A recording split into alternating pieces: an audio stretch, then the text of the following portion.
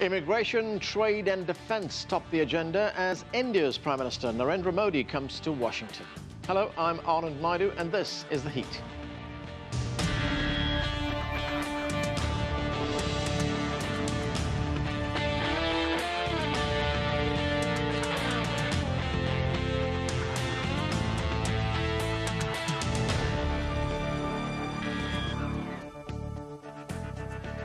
It was just a few weeks ago when US President Donald Trump accused India of seeking to profit from the Paris Climate Accord. That was then, and this is now.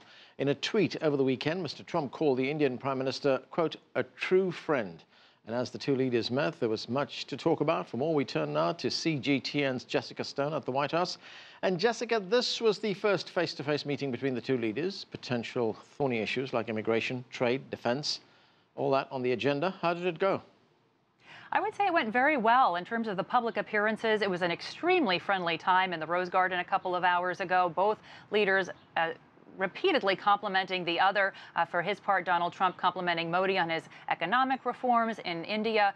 For his part, Modi complimenting Donald Trump on his warm reception to the White House through the South Portico, which is a more ceremonial entrance. There were a lot of hugs and handshakes, frankly, in the Rose Garden just a couple of hours ago, Anand. And yet, we did have a warning from Donald Trump about the trade deficit that India has with the United States. It's about $24 billion. Take a listen to what he had to say. I look forward to working with you, Mr. Prime Minister, to create jobs in our countries, to grow our economies, and to create a trading relationship that is fair and reciprocal. It is important that barriers be removed to the export of U.S. goods into your markets and that we reduce our trade deficit with your country. The strengthening of India's defense capabilities with the help of the USA is something we appreciate. We decided to enhance maritime security cooperation between the two nations. President Trump and I have talked about strengthening bilateral defense technology and manufacturing partnerships, which we believe are mutually beneficial. President Trump.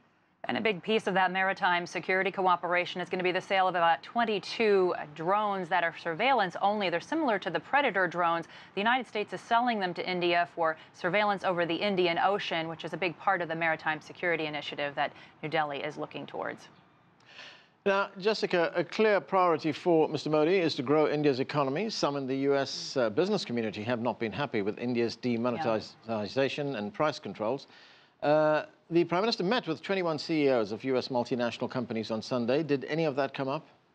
Well, we understand that it did, but there was a lot of positivity coming out of the meeting. We do understand from the CEOs that spoke to the media that they raised their concerns about the red tape and the reputation of India to be very difficult to do business. You know, the World Bank has it rated 130 out of 190 for ease of doing business, and that's something Prime Minister Modi has promised to change, but it's slow going. And yet, we had some hope from the CEO of Google, who said this.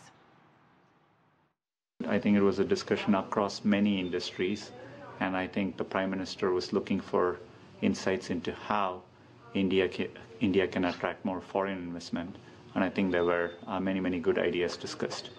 But I think everyone is excited to invest more in India, and I'm excited at what we all can do together. Now, Google CEO also pointed directly to this national sales tax that's going to be launched on July 1st in India. It's designed to lower red tape and barriers to entry for many of these companies. That's something that many of these CEOs are looking to as a positive step forward. But I should stress that another issue that is often on the table with these CEOs, which is H-1B visas, the highly skilled worker visas that the U.S. extends to tech sector employees in particular, and in particular Indian employees. That didn't come up at all in the public comments today, so we don't know where they're going to stand on that. There should be a public statement issued in the next hour or so, though, and we'll be looking to that to see if there was an address of that issue. Anand? Okay, thanks, Jessica. That's CGTN's Jessica Stone reporting from the White House.